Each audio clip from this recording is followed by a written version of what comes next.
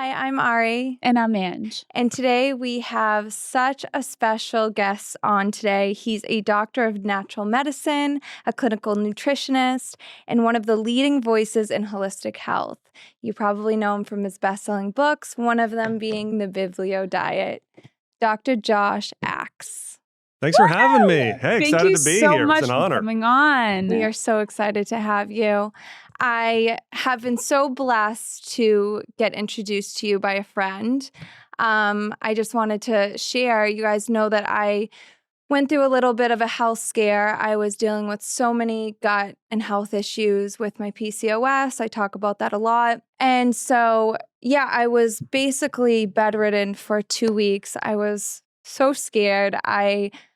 Anything I ate, I basically had a flare up. I got scans on my ovaries because I thought it was my PCOS. And so I basically had to change my whole diet, everything around. Then I got introduced to you, Dr. Axe, and basically we went through all these protocols. You asked me so many questions, and I didn't even know this was a part of it. A couple of questions that you asked, you were like, do you overthink a lot? Do you constantly, are you constantly on the go? Are you constantly helping others and not thinking about yourself? I was like, yes, yes, and yes. And he's like, well, a lot of your mental health is correlated to the gut. Yeah. And so I started to really kind of see the way my body was operating. And every time I would stress, my whole gut would flare up. Anyways, it ended up being the best thing that could have happened to me because I've completely changed my diet, my life, and I've never felt better. And I'm just so blessed to have you here because I feel like so many of us don't even realize how our mental health is correlated to our gut, what we're putting in our bodies food-wise. I mean, I've changed everything with food and all the things that you've put me on. So I would love to just dive into all of it. Yeah. Well, I'm excited to chat today. The Bible has a lot of just incredible wisdom. In fact, the Bible is the greatest health book ever written as well. And the Old Testament gets a lot into diet and food. In fact, the most referenced things in the Bible, generally speaking, in terms of parables and stories, are about farming and about food. Crazy. And I want to say it's around like 60, almost 2/3 of Jesus' parables are about food and farming. So it's something that's talked about a lot in the Bible. And I think that everybody is aware of this sort of connection between our diet and exercise and those sort of things when it comes to our physical health. But there's absolutely a spiritual component. In fact, when you look what Jesus talks about in terms of healing people, he's not saying eat this or exercise this way. He's saying your faith has healed you, like to the woman who was bleeding. Yeah. He said your faith has healed you. Another time, right after Lazarus was raised, he said it's your belief, that that can even raise the dead, or his belief. And so that being said, one of the things that I've really committed my career to is trying to teach people how to heal using principles of the Bible, everything from diet to prayer to fasting. So yeah, that's been a big part of it. Wow. That is so special. I mean, I have so many questions. I guess, why don't you go first? Because you guys went through something really special together. No, I don't. Well, first of all, I heard that you reversed your mom's cancer. Sure. Yeah. And I would say, I mean, so technically, I helped my mom create a plan and she was able to reverse cancer. Wow. And again, in all things, I believe God was a huge, huge part of that and it wouldn't have happened without him. But I will say that, so going back, this was when I was in 8th grade. My mom was diagnosed with breast cancer and it was really shocking because my mom was very fit, very healthy. She was a swim instructor.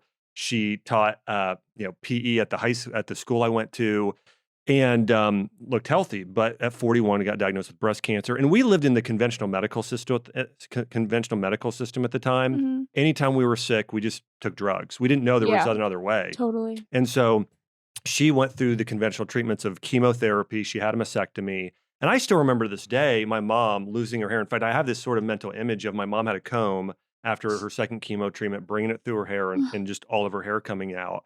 And I remember thinking to myself at the time and praying at a similar time that I said, God, I don't want to see anyone hurt like my mom is hurting right now. And I also thought there's got to be a better way. And so that really sort of led me on a path to start learning about natural medicine. And my mom was diagnosed as being cancer-free after the treatments. But here's the crazy part. After all of the chemo, she seemed worse than ever before. My mom was diagnosed with chronic fatigue syndrome, so she was just tired all the time, hypothyroidism, autoimmune disease. She got put on antidepressants and anti-anxiety drugs. So my mom growing up was always very, very sick. And then I was about to graduate and open up a functional medicine clinic in Nashville. And this is many years later, and I got a call from my mom just in tears on the phone. And she said, Josh, I've just been diagnosed with cancer again on my lung. And she said, what do I do? And I said, I'll be home. Flew from Florida back to Ohio, where I grew up. And the first thing we did is we just got down on our hands and knees and just prayed and just said, Lord, we need you. We need your guidance.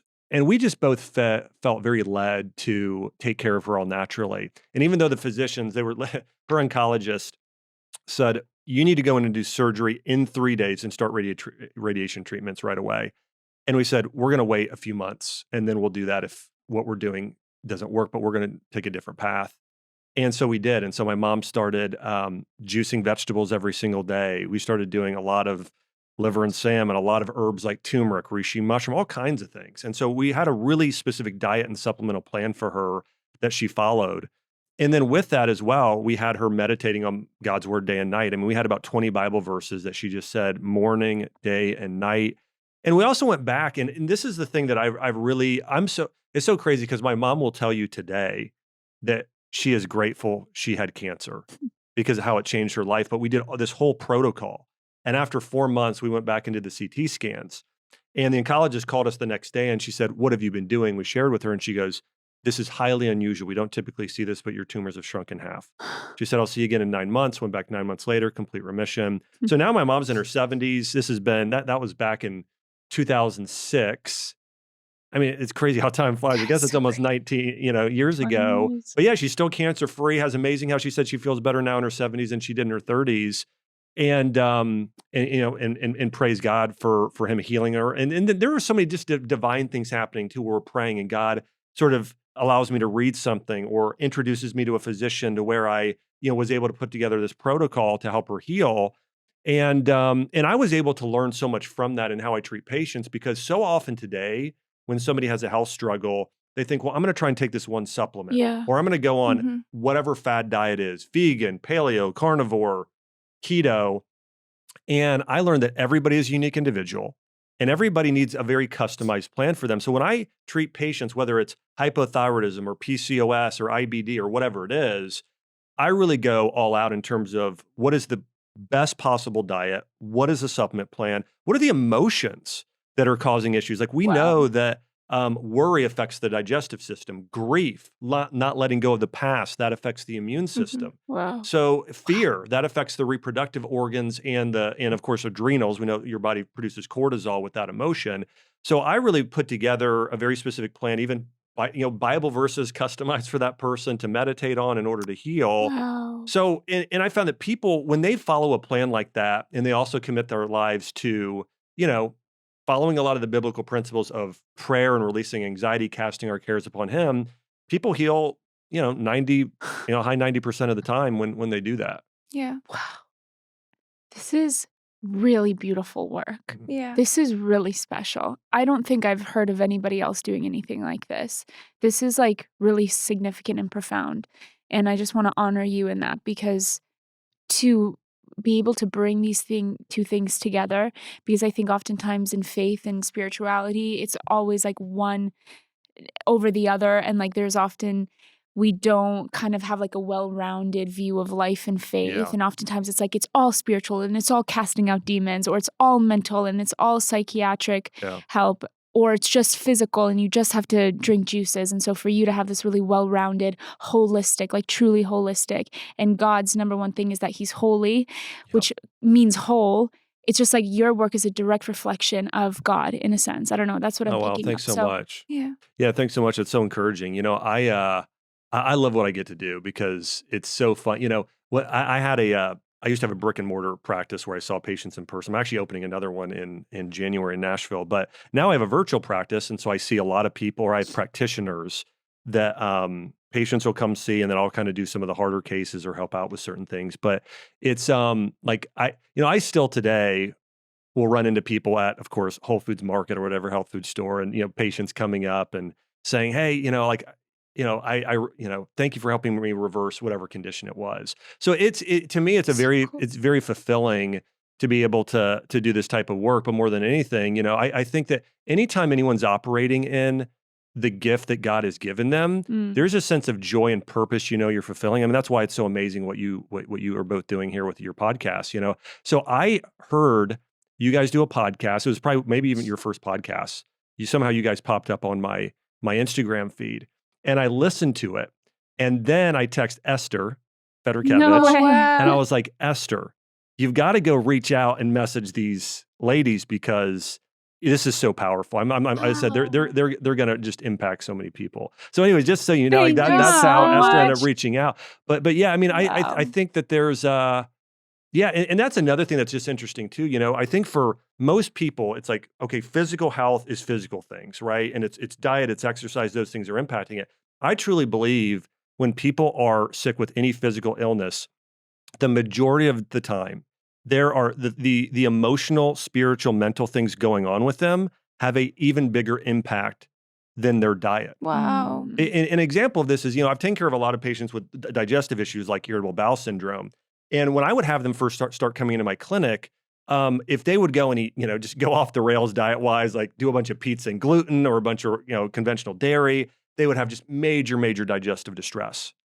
But then sometimes they would come in and they would have major digestive distress. And I said, what are you eating? And they'd say, well, my diet's perfect. I'm eating exactly what you told me. And I said, well, what's going on? Stress at work. I'm going through a divorce. Yeah. I've lost a loved one, or just some sort of thing there. And so then I started realizing, you know what? If I truly want to help people heal, I can't just focus on the physical. Yeah. I really need to help people as well, focus on the spiritual and mental. And here's another thing that would happen all the time. Like I used to be like, because even 20 years ago when I started practicing, nobody went to see a natural practitioner first, right? It was like they went to conventional practitioners, and after that didn't work, then they would see a natural practitioner. And I'd have people come in all the time and they'd say, my doctor told me that I need to take this drug and then also that I need to reduce stress. And I'd say like, well, that's great advice. What did they tell you to reduce stress? They're like, well, they didn't. They just told me to reduce. Yeah, that's all they say. Just reduce your stress. Yeah. And you're like, what? Yeah. So it's very non-prescriptive versus the Bible has a clear path for here's how you reduce stress. Yeah. Here's how you build, your emotional and mental state. Wow, that is so special. Can you talk about, because so many girls are struggling with PCOS right now. Yeah.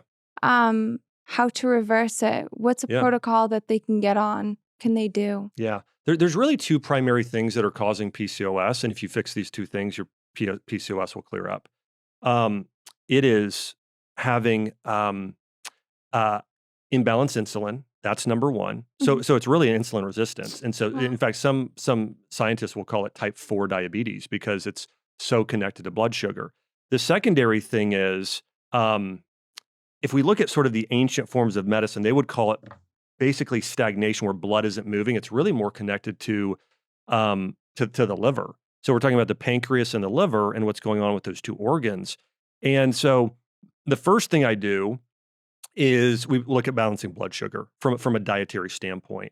So rather, and it tends to be just excess carb consumption, too much sugar, even more so probably, grains and pastas and all those types of things, bread, those sort of things will start to just too many carbs. And then carbs without the other thing that slow the absorption. So we really want to do a lot more protein and fiber. Yeah. And then a small amount of healthy fat with that as well. So when we can make that shift, just an example, rather than doing special whatever cereal with skim milk or a bagel and cream cheese or something like that that's pretty carb heavy, I switch people to eat like a smoothie with some low glycemic carbs. Could be blueberry, could be pumpkin or sweet potato. I have them do a very high amount of cinnamon.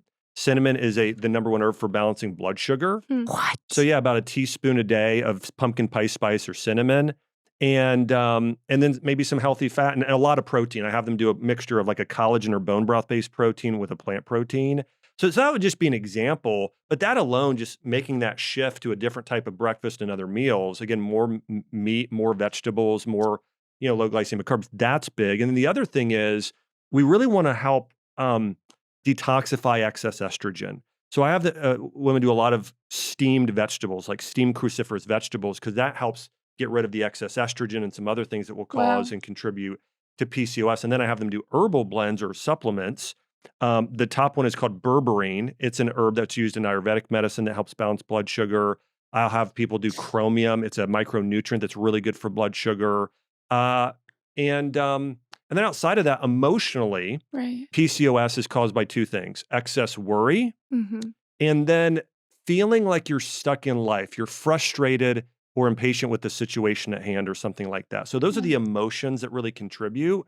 And there are, and then so it's just going to, again, the Bible. And so it's just meditating on his verses. And a lot of times too, people are struggling with childhood trauma.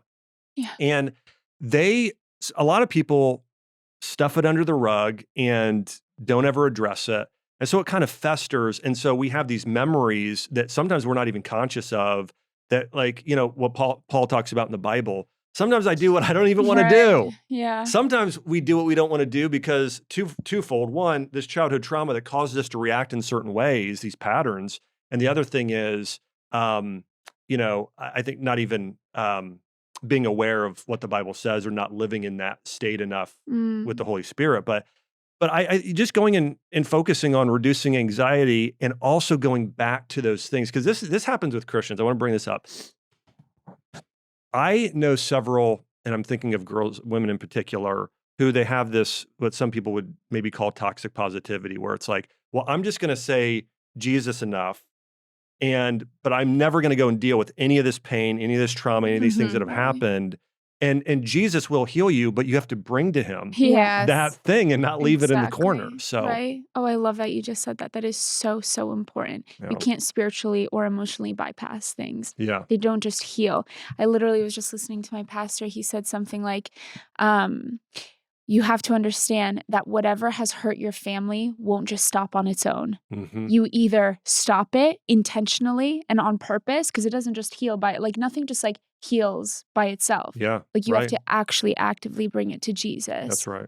That's really special. So what would you say about birth control on a girl that's like, maybe I can take birth control to get my menstrual cycle? Yeah.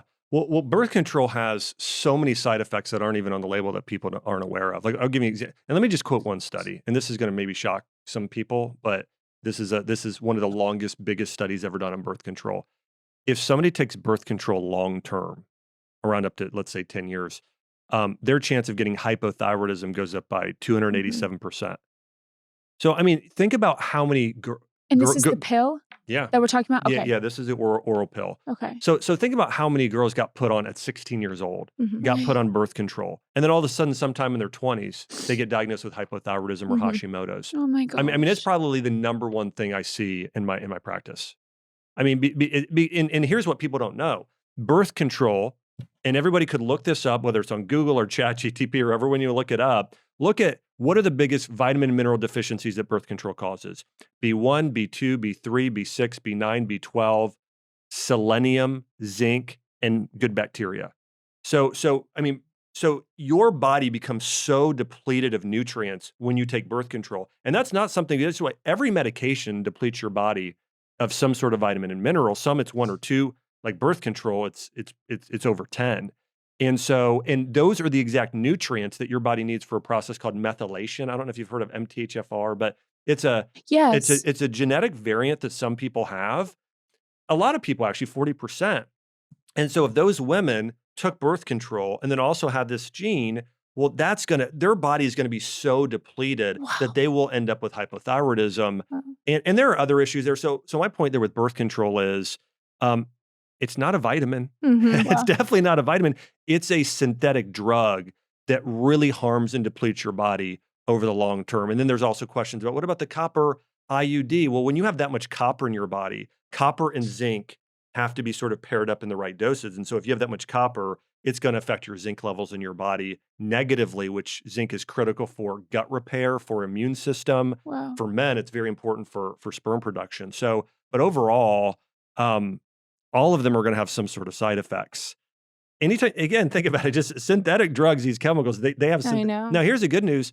God put so many amazing herbs and spices and foods that we can use as medicine. Right. And he makes it obvious too. This is pretty cool. So there's an ancient principle that if a food looks like an organ, it supports that organ. Wow. So think about like a walnut. It looks like a hemisphere of your brain. Wow. A coconut is like a head. It looks like a head, and it has medium chain fatty acids, which is the best sort of fat for your brain to use as fuel. You have beets. It looks like blood. They're really high in nitric oxide. Tomato Crazy. has 4 chambers. It's red. Your heart has 4 chambers. It's red. It's high in lycopene. Cut open a carrot. It looks like an eye. That has beta carotene, which is good for your eyes. Olives look like ovaries. You have these amazing fatty acids that are good for women's hormones and reproductive health. So there are natural solutions. Now, let me say the one thing that it's hard for is probably birth control. There's not a food for that. There's foods for fertility, but anti-fertility, that's a little bit more challenging. But that's where there's natural family planning. Listen, my wife and I have figured it out. Everyone else can figure it out. Yeah. You know, so Yeah, for sure. yeah. Okay, guys, real talk. Your liver is basically out here doing like 500 jobs every single day, and not one of them is getting the credit it deserves. Like, the liver is the hardest working organ in the group chat, and we've been ignoring it. Over 30% of Americans have a sluggish liver, which, if you ask me, is kind of like being overworked and burnt out. But that's where Dose comes in. Dose for your liver is this tiny little shot that supports your liver function, helps digestion, and can even give you more energy. In a clinical trial, over 86% of participants saw healthier liver enzyme function. Oh, and 1 shot of Dose equals 17 shots of turmeric juice. 17. Who has the time, money, or fridge space for that? Exactly. Because we love you, here's a gift for you. Save 25% off your first month of subscription by going to dosedaily.co/GGB or entering GGB at checkout. That's dosedaily.co/GGB for 25% off your first month subscription.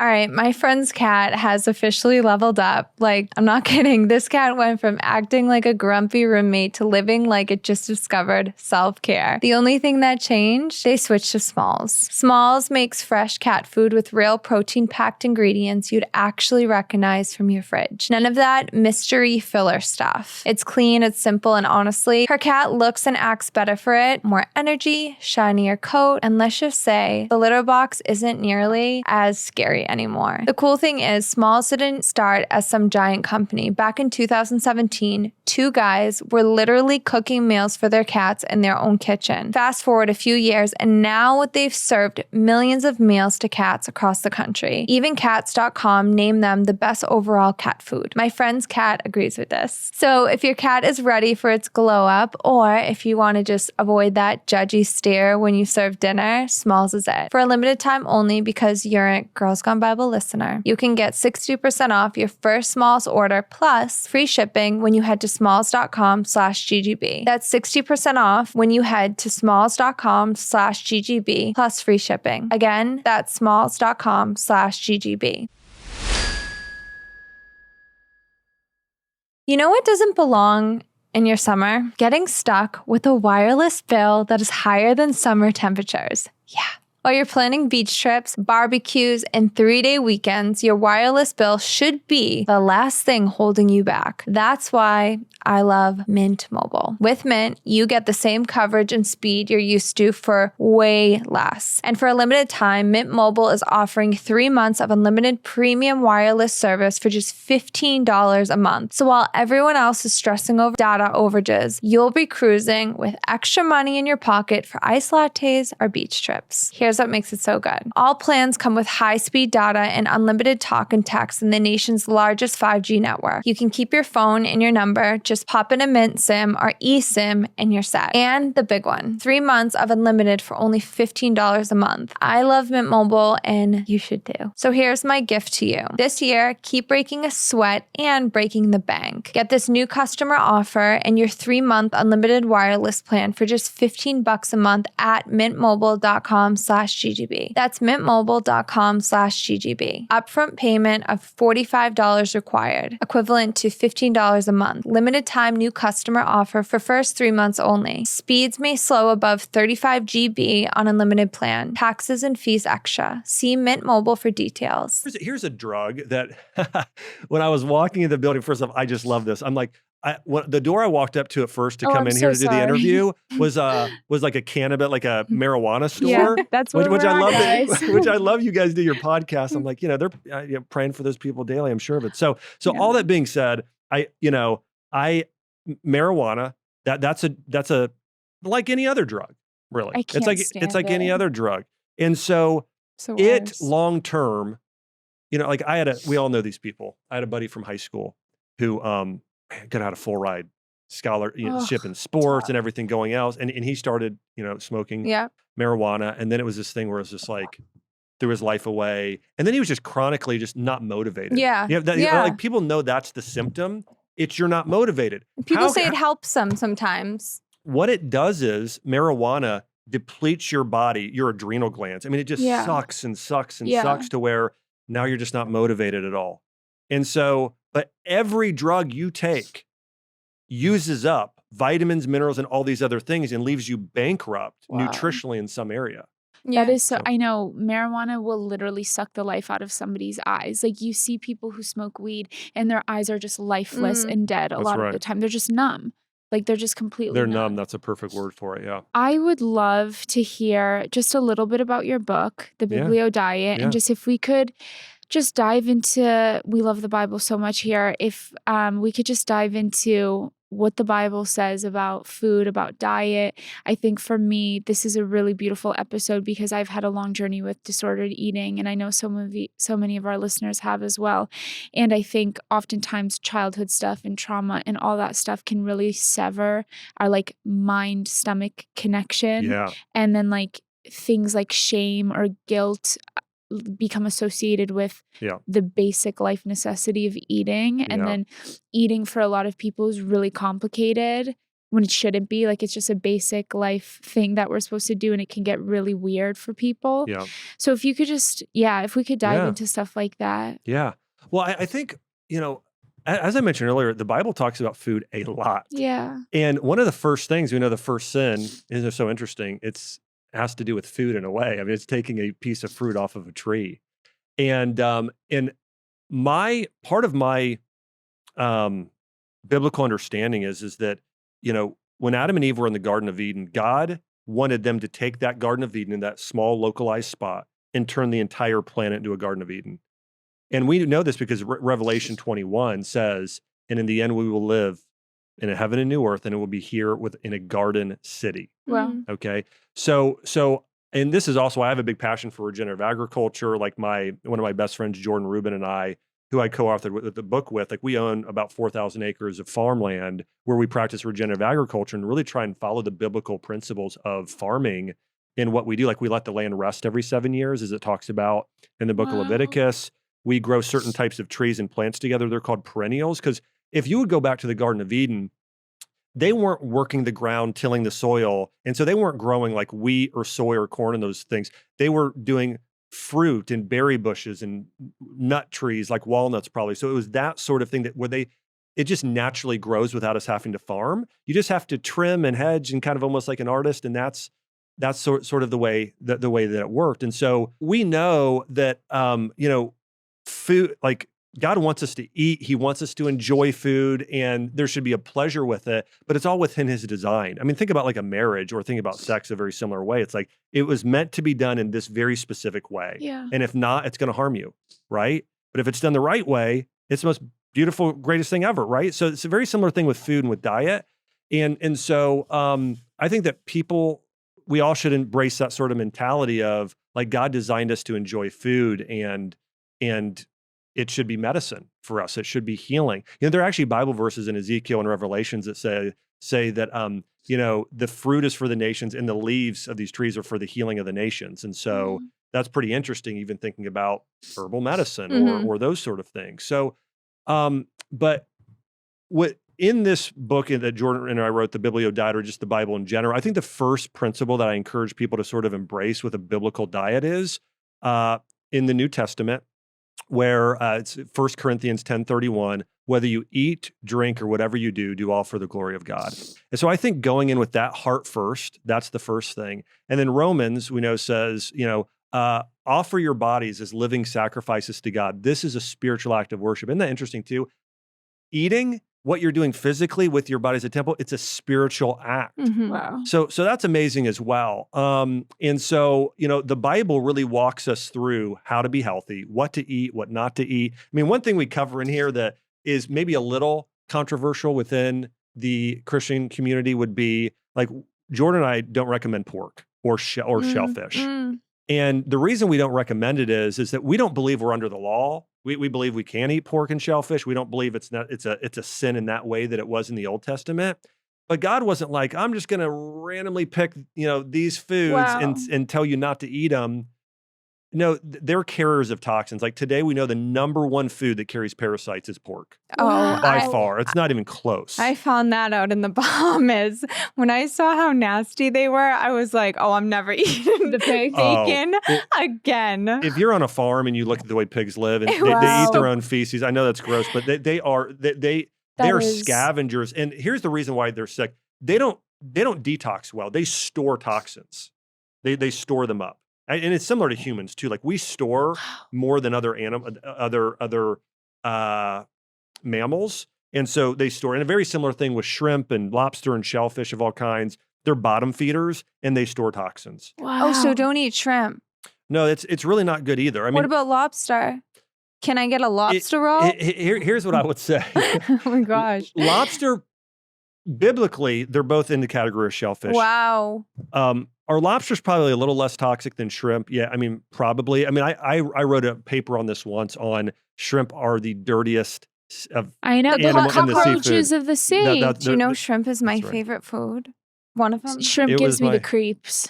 I'll tell you. It's always giving me the creeps. I'll never eat shrimp again. So all this being said, I don't believe it's a sin, but I believe God said not to eat it for a reason because he knew these store toxins, these aren't healthy. And modern science proves what I'm sharing today as well. So overall, we say you're better off not eating that. There are so many other things you can enjoy though. And if people say they want bacon, try beef bacon. That's amazing. Yeah. Turkey bacon is good. I like it, but some people like it's not enough. It's not like pork bacon.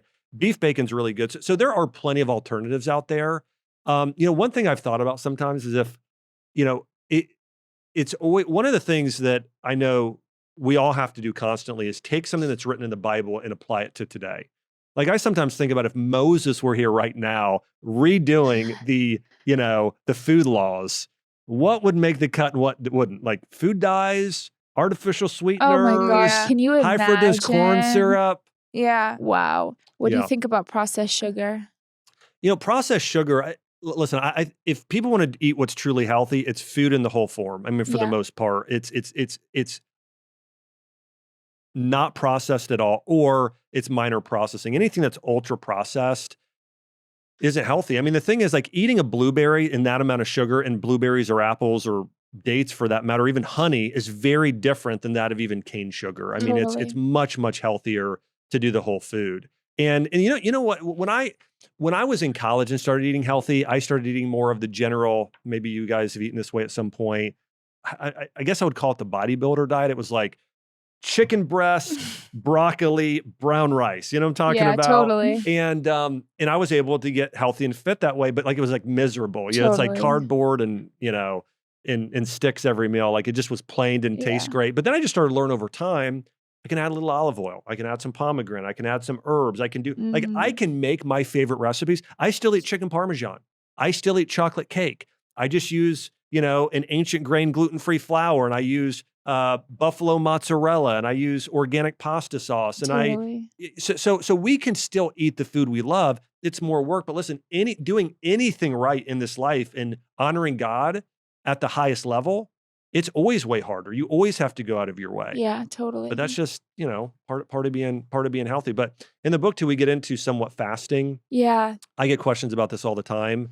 I'm actually not that big of a fan of intermittent fasting for most people, especially women. Women, there's so much hormone fluctuation happening and I want to, especially in a case like PCOS, keep blood sugar balanced and not allow for spikes. So I want them to eat breakfast, lunch, and dinner. But one thing that's interesting is that the early church, they fasted for the most part a day a week, either Wednesdays or Fridays, and they would just skip breakfast and lunch. They would still eat dinner, but they would spend that time, praising God and spending more time there. So I do think fasting on occasion has its benefits and seasonally as well. Oh, thank you for saying that. All right, you guys, you know that feeling when you love your morning coffee, but you don't love the jitters, the crash, or the bloat that comes with it? Yeah, that was me. I didn't want to give up my coffee routine. It's My favorite part of the morning, but I knew I needed something better. That's when I found Everyday Dose. It's coffee with benefits. You still get that classic coffee taste you love, but it's combined with functional mushrooms, collagen, and nootropics. So you get clean, sustained energy all day without the crash and without the jitters. They have 2 blends, Coffee Plus, which is the light, smooth, and easy on sensitive stomachs, and Coffee Plus Bold, which is richer, more robust, and gives you that extra boost, which I love. Both are made with 100% Arabica beans, third-party tested, mold-free, and packed with benefits. You guys, I'm obsessed, and I know you guys are going to love it too. So try it out for yourself. Get 45% off your first subscription order of 30 servings of Coffee Plus or Bold Plus. You'll also receive a starter kit with over $100 in free gifts, including a rechargeable frother and gunmetal serving spoon by going to everydaydose.com/GGB or entering GGB at checkout. You'll also get free gifts throughout the year. That's everydaydose.com/GGB for 45% off your first order. You know, us girls always feel a little bit more pulled together with a fresh mani, but I don't always have time for salon appointments. That's why I have been loving Olive & June Mani System. It's literally everything you need for salon quality manicure in one box with salon grade tools designed for DIY. I picked the colors I'm obsessed with, and you can customize it with 6 polishes, and the polish doesn't chip and lasts 7 days. Honestly, you guys, some of mine have gone close to 10 days with the plump gel-like finish. No lamp needed, easy removal, and the formulas are free of 15 no ingredients. It breaks down to about $2 a manicure, which is wild compared to the salon. What I love most is the ritual. I will put on a show, Gilmore Girls, do a quick tidy, shape, polish, top coat, and done. And if you're in a hurry, Olive & June's quick dry line dries in about a minute. Still lasts and has full coverage in 1 to 2 coats. If you're a press-on girl, theirs look real and last a long time. It fits all sizes, are non-damaging, and remove with warm water. A mani in under 10 minutes for around $10. I am obsessed with Dream Job Glue Press-Ons in medium almond. It's the perfect color and shape, and the fall gel system is everything you need, literally. Try it out for yourself. Visit oliveandjune.com/GGB for 20% off your first system. That's oliveandjune.com/GGB for 20% off your first system. What we spoke to a little bit before, I think something that I love about Jesus so much is that he values like sitting around a table so much. He values breaking bread. He values like meals, like literally he dies, resurrects, he comes back to his disciples and he's like, give me some fish. Like, it's like crazy. Like, he values food, like, and he values eating with, and like what you said, enjoying food, but in the context of what's appropriate and what's healthy. And so for people who have battled all types of eating disorders and have lost like just what it means to have a healthy relationship with food, do you work with disordered eating clients? Yeah, I do. So you know, I think to your point, I think one of the most important things is for people to get back to community. The longest longevity study to date, it's at Harvard. It's a 90-year study. They found the number one thing you need to live a long time is community. You need close friends and family. And in the ancient world, the number one place you connected with people was over a meal. To your point. So I think anybody struggling with an eating disorder, I think the first thing is things that you both speak on constantly. It's looking at identity. It's looking at it's identity. It's your identity in Christ and knowing how much you're loved, how much you're cherished, know how to live by design. But, you know, I think looking at getting, teaching them how to eat healthy, and what a healthy meal looks like. And I think also, I just think for issues like that, again, there are some food solutions in terms of what they eat. I mean, I have them eat typically whatever is going to be most healing for them in the correct amount. I mean, that's what I'm going to recommend for them. So most people, you know, I don't have every diet I create for somebody, it's unique to that individual. Like, I'm not a big believer in everybody should be on keto or carnivore or vegan. I think everybody, you know, God made everyone unique. Totally. And there are so many people out there today where like their friend did paleo or keto or something else, and it worked for them, but not for that person who's trying that diet. So I think even for that person that is struggling with the eating disorder, I think when I'm creating a food plan for them, it's very customized to them individually. But I know, and I encourage them and speak to them the way that I can, along with typically a counselor. Let's focus on building your identity in Christ. Totally. Wow. Yeah, I love that. What would you say to people who struggle with gluttony? You know, I think for most people with gluttony, food is for some people, it's their God. For some people, it's the thing that you want most. It's the thing that both relieves pain and gives you pleasure. Totally. So we know statistically, based on the scientific evidence, that sugar creates this sort of flood of dopamine in the body, which can give you an improved mood. Alcohol does a similar thing, but then it crashes and you're worse later on, Yeah. right? And so it's sort of this negative cycle that starts to happen. I think that for people with gluttony, one, hey, let's try and focus on the best diet we possibly can. But I think, I was reading the Bible this morning. I want to say it was in 1 Peter, and actually, it was a different book in the Bible. But basically, I think it's where Paul is like, hey, if you have somebody who's stealing, hey, have them start doing something good with their hands. Wow. So it's like you have this negative thing you're doing with your hands of stealing. And he's like, no, have the person keep using their hands. Hey, they're probably gifted with their hands. Let's have them start using that towards the good. And so I think people with gluttony, it's that that's just the biggest purpose they have in life is eating. Mm-hmm. They need to find a bigger purpose. They need to want something more. Mm. There's an old story that physicians will sometimes tell, and I've told this before too, of a father who was addicted to smoking, okay? And he had tried everything. He tried patches, he tried pills, all the things. He just wasn't able to quit smoking. And finally, his daughter came in one time and just said, Daddy, I'd like you to quit smoking because I want you to be there for my wedding, and I love you. I don't want you to die. And he said that's what it took for him. And then he didn't smoke again. My point there is you have to find that why. You have to find that thing that you want more than food. Wow. Yeah. Did you hear that, Dad? That's what I say to you too. Yeah, my dad too. Stop smoking. Seriously, I want you at my wedding, Dad. Ugh, irks me so much. And my brothers, big smokers, East Coast, Albania. You know what I mean? Oh yeah, are you guys from New York or Jersey? Boston. She's from Boston. I grew up in Connecticut. Okay. Yeah. Okay. Yeah. Where are you from? Because you said bagel before, so You said bagel? Yeah. No, I'm from Ohio. Do you say bagel?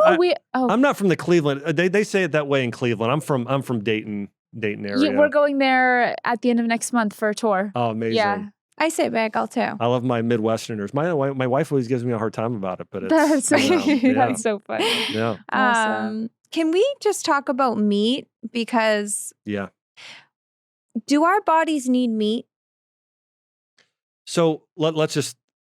And what does the Bible say about it? Let's go into what the Bible says. And here's kind of the progression that I kind of see in the Bible. We first see ourselves eating perennial plants in the garden, okay? Fruits, nuts, those sort of things. That's kind of the first thing, maybe certain vegetables.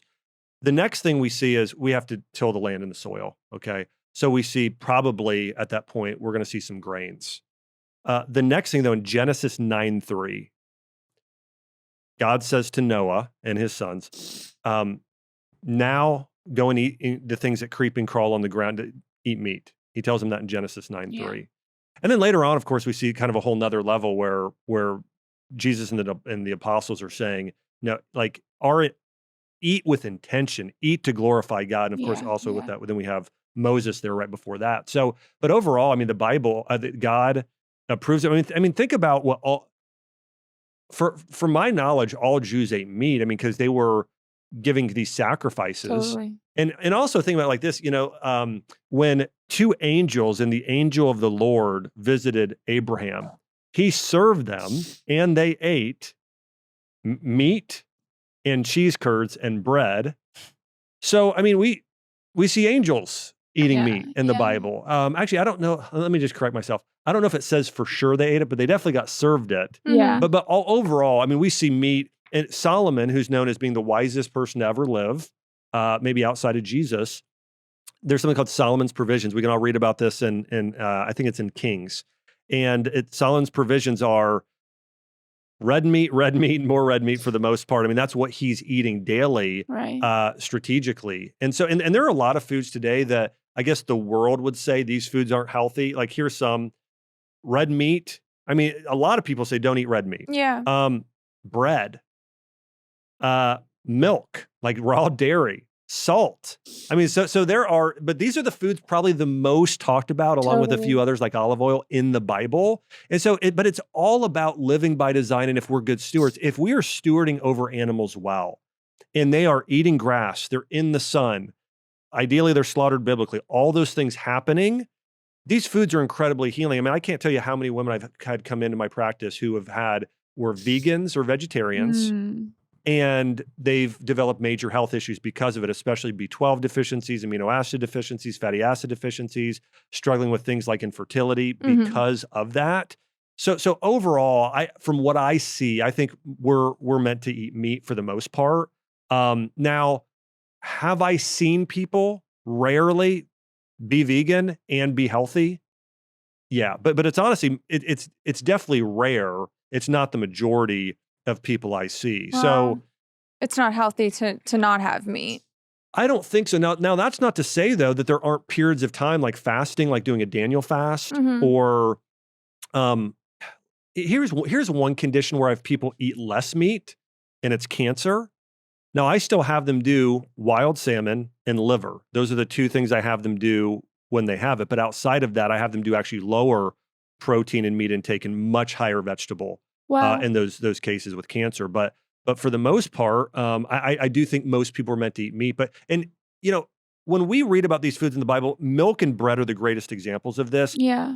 Those foods are so different than what we think of today of milk and bread. Bread today is like processed wheat that's been hybridized to be high in gluten with caramel coloring added and fake vitamins added.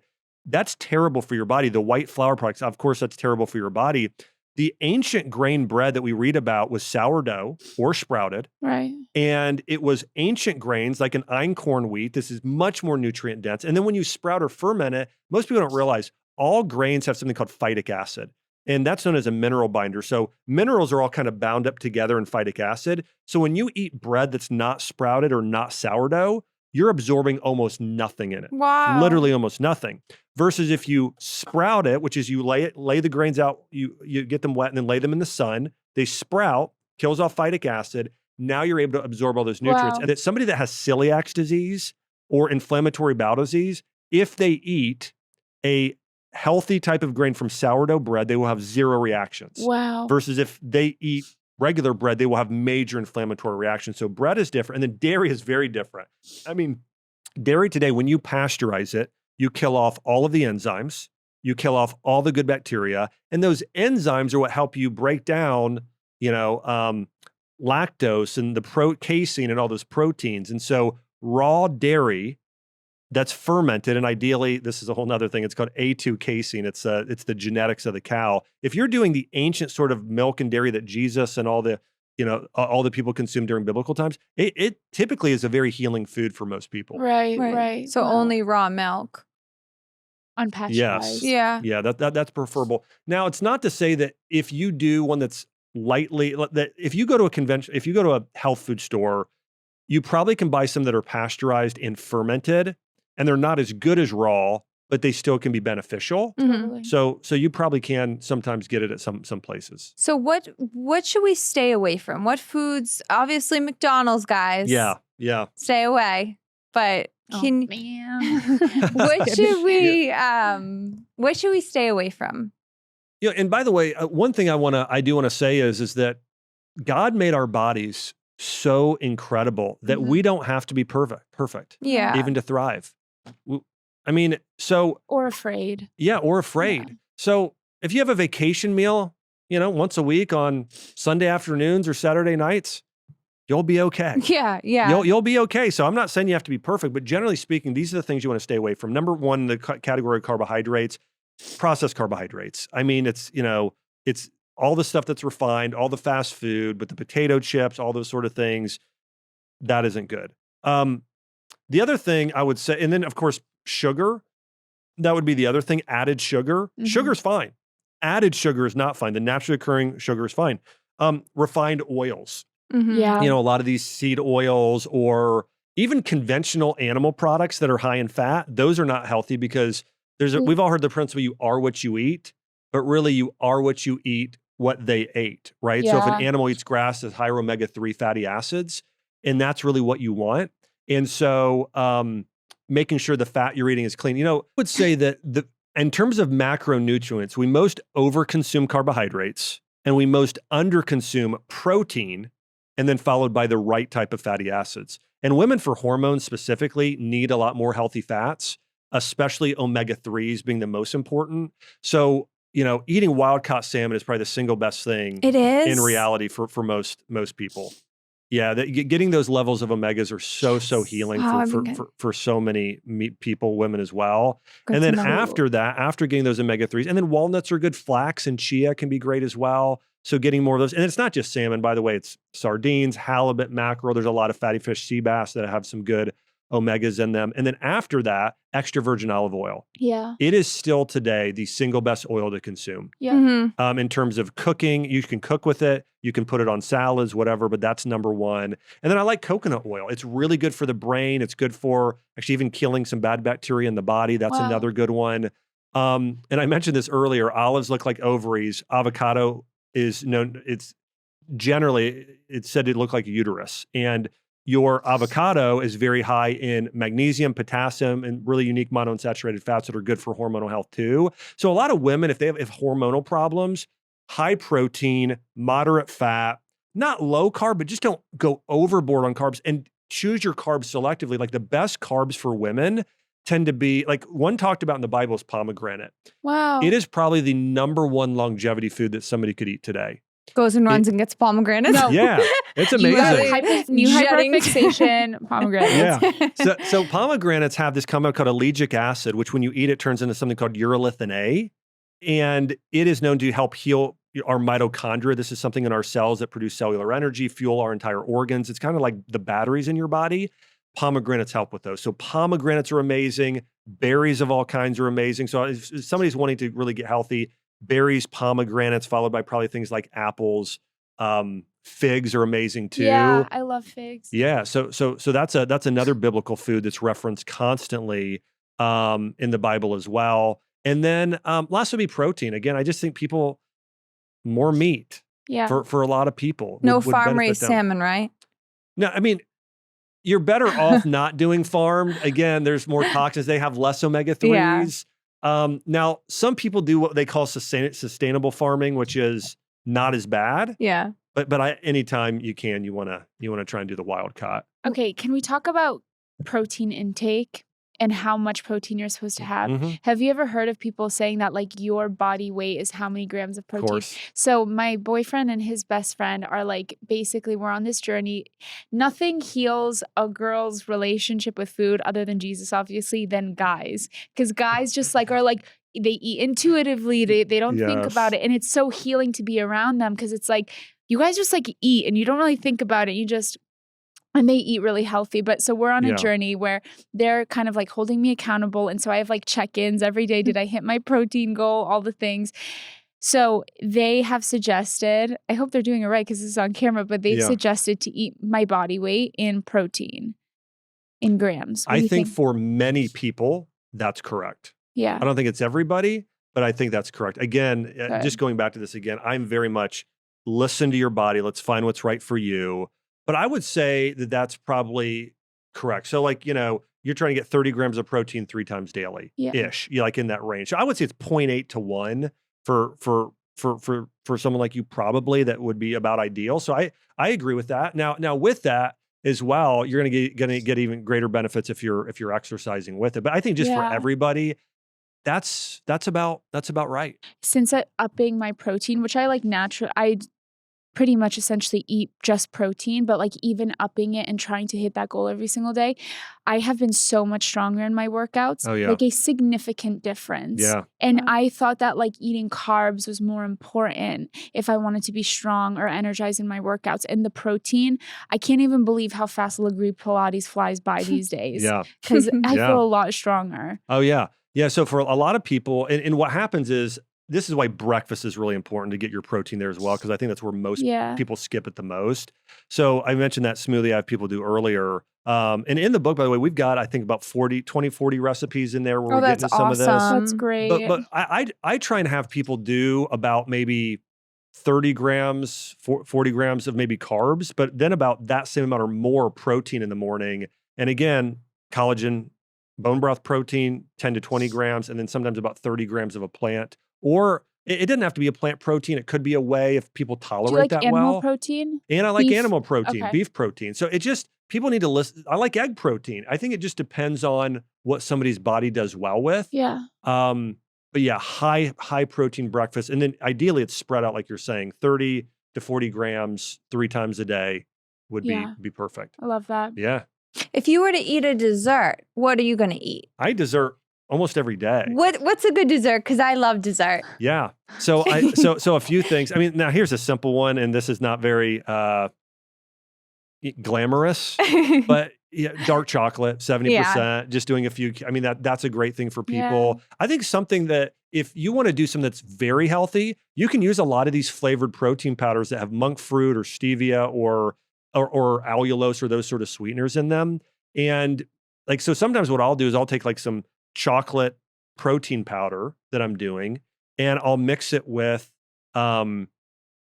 avocado or coconut milk, and just do a little bit of a shake. Like that's a really good one. A little coconut milk with That's a good idea. With some chocolate protein powder. But outside of that, I mean, we're dessert people. We do chocolate chip cookies. We do a mixture of almond flour and oat flour, and we use coconut oil. Some people could do grass-fed butter. We do these, dark chocolate chips from Hiiii Kitchen, and then pasture-raised eggs.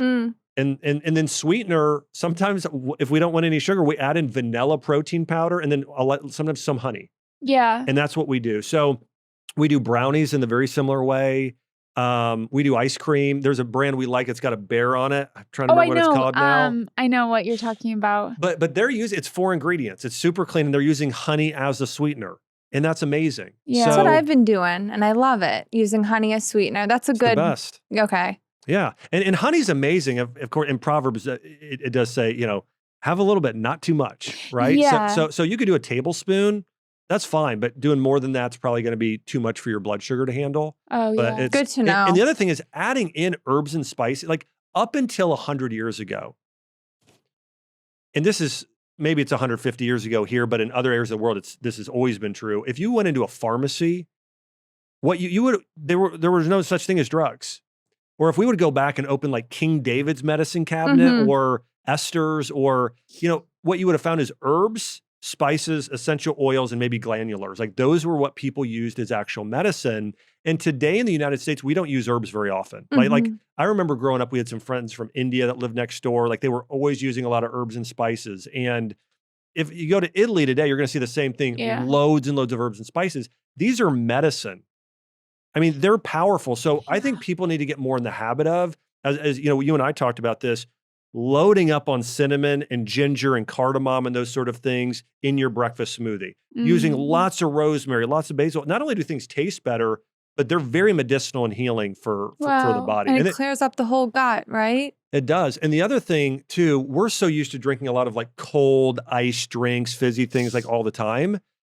If you look at Chinese medicine, Ayurveda, or even certain areas of Europe today, herbal tea is incredibly healing for people. In fact, when people took medicine, even in Japan today, think about this. This blows my mind.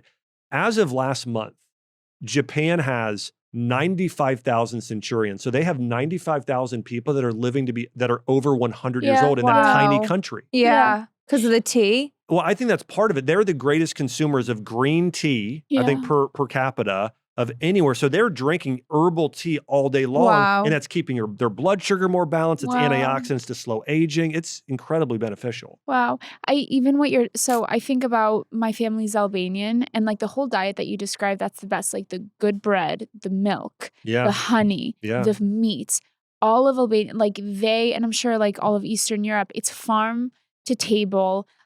And it's all those things that you described that here in America, we say like bad. We want alternatives. You can't have bread. You can't have milk. You can't have but they live so long in Albania. Like they literally live the longest lives, and they don't have like really pharmaceuticals. They don't have all these resources. And they have all, like, you should hear the things my mom tells me to do when I'm like sick or have something. It's all like holistic, herb-centered medicinal stuff. And they're resources never big pharma. It's never like, go take an Advil or go take this. Like there's always an option before that. Yeah.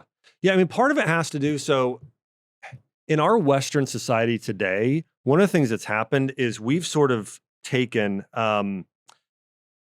it's very individualistic, and we've sort of separated spirit and physicality as well. That's one thing that's happened.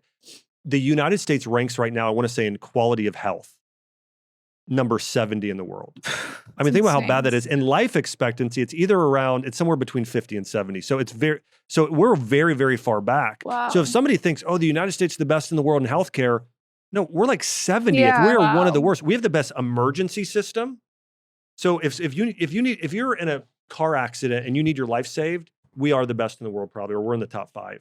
But when it comes to overall healthcare and being healthy, we are so far back. Japan ranks another number 1 or number 2. And again, their type of medicine, they do something called Kampo there. Yeah. It's kind of a fusion of sort of integrated functional medicine and Chinese medicine. So it's very much focused on, like, one of the prescriptions they have for people is, if you're not feeling well, go spend time in nature for 2 hours. They call it forest bathing. Wow. And so just go there, listen to the sounds, listen to the waterfalls, listen to nature, so we do not have the best healthcare here. It's very poor. What's interesting is, like, you think about just like the world of instant gratification that we live in, like how I talked about in Albania, like they don't have the resources that we have, so they can't just grab for an Advil or whatever. Yeah. And then so they will like be patient and look for something holistic and all that stuff. Whereas I know a lot of Albanians, they come to America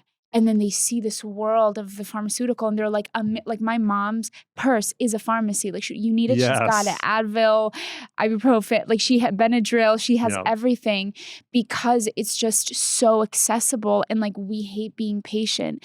And I just think it's so interesting if you think about Jesus and how he invites us to be slow and still and like not go for the instant gratification. I imagine like he's so much more pleased with the holistic approach when we just wait and we're patient. This is so good. I have Dallas Jenkins, he does the shows. He's coming on my podcast next month, and he's become a friend. And he was doing I watched this was an episode, well, just the Chosen series in general. It's the best. When you watch, it is the best. It's my favorite show of all time. Yeah, Me too. Same.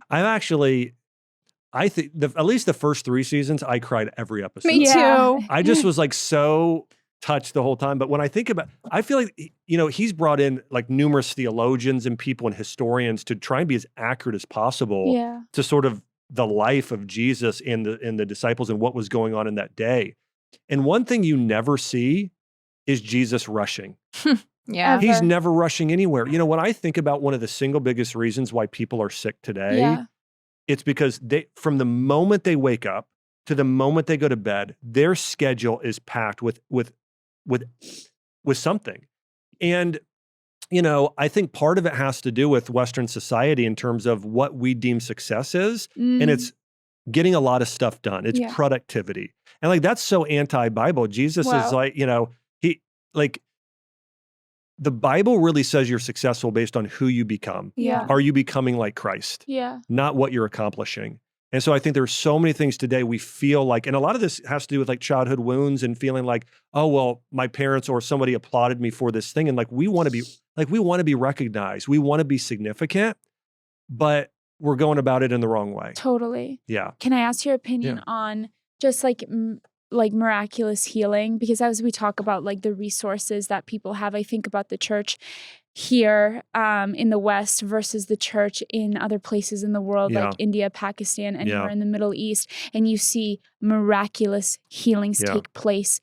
Like it's not even like people who do missions in other countries in the Middle East, like you see that they don't even, it's like, it's not a surprise, it's not a shock. They see blind eyes open, they see cancer healed, tumors removed on a daily, and they're not shocked by these things. Whereas in the West, it's like, it's really hard to hear about those stories. And we know that it's because the desperation in areas in the world where they don't have the medicine that we do. Our medicine and our healing is just a grab away. Yeah. Whereas they have to rely on God. Yeah. Like they're desperate for a miracle, whereas we have everything we could ever need, and God doesn't even have room in our lives. So I'm curious So just your good. opinion on that and what you think about miracle healings. Jesus is the same God yesterday, today, and tomorrow. He still heals. He still performs miracles. I think the reason we see them less in the Western world today is science has become a god, Yeah. and it has actually harmed our faith because we always feel like we have to figure out how it works. Yeah. And I think thinking through that or all of those things versus just believing that Jesus can heal you right now. I've been really blessed to be able to take some mission trips to China, to Ethiopia, to Uganda, and see some miracles. I have a friend of mine. I don't know if you know Heidi Baker. Yeah. She is. I love Heidi so you- much. She talks about Heidi Baker. Hello. I love Heidi. She's the most amazing person ever. So, I've had a lot of conversations with her because they're doing some regenerative farming, Yeah. growing moringa trees, a number of things They're there in so Mozambique, cool. and it's so awesome. And I'll tell you kind of just so I had, and I don't think I told you guys this. I could touch on this in the book, but 3 years ago I had an injury that left me unable to walk for a year. Was in bed for a year. Wow. Yeah, I went in for just a real simple procedure. It was a natural procedure to get stem cells, and something went wrong during the procedure. And over the next months, I felt worse and worse and worse. My wife and I were in Puerto Rico and our girls. And one day I woke up and I just could not walk. Like the pain was so excruciating. Had to call an ambulance. They picked me up, brought me to the hospital, got an MRI that came back, said I had an infection, something called osteomyelitis, where an infection had gotten into my disc. It was then in my bone and by my spinal cord. I had to take a medical flight, like put me on a gurney, Wow. put me on a flight, went to Florida, and an infectious disease doctor told me, Josh, you could die from this. The best case scenario is you're going to have chronic pain every day the rest of your life. He said, most likely though, you're going to be permanently disabled. Wow. This is for me 3 years ago. And I was Wow. fit, I was healthy. I just was going in for something real simple. And for 48 hours, I felt like my life was over. And then I just really pressed into God and was like, God, I need you. And he just said, like, sometimes you just kind of hear that still small voice. And it was like, he's like, just walk with me through this. You'll be okay. And so I said, I'm not going to listen to this doctor in terms of this diagnosis. Yeah. I'm going to listen to God. And I just started doing everything I could. And I started doing hyperbaric chamber every day, vitamin IVs is something called methylene blue and silver and ozone, all kinds of things, eating very well. The other thing I did though was every day I had people praying for me. Yeah. And Heidi heard about it. Heidi messaged me and she's like, I want to pray for you. So multiple times, Heidi is just praying the most incredible prayers over me. And I didn't see that miraculous, like all of a sudden, like my health was completely restored.